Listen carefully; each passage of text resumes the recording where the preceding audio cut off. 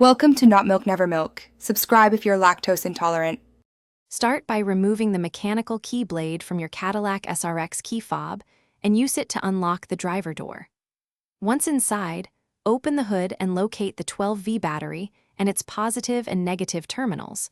Always wear gloves and eye protection.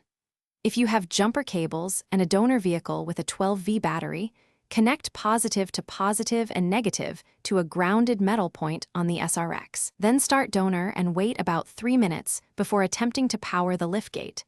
If unsure, call road. With cables connected correctly and the donor vehicle running, allow the SRX's electrical system to charge for about 3 minutes.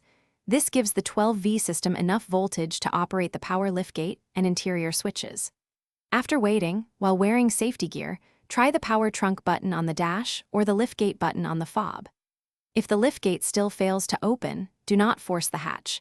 Turn off both vehicles, disconnect cables in reverse order, and either repeat or move to the manual access method or call a professional.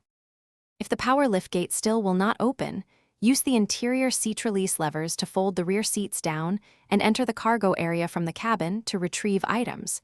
These levers are reachable from inside the vehicle after unlocking the driver door. Do not attempt to pry open the hatch seams, remove taillights, or cut panels. Those actions can damage vehicle wiring and void warranties. As an alternative to a donor vehicle, a 12V portable jump pack rated for automotive use will supply temporary power, or call roadside assistance or your dealer for safe entry. Thanks for watching. If this was helpful, leave a like and consider subscribing. See you next time.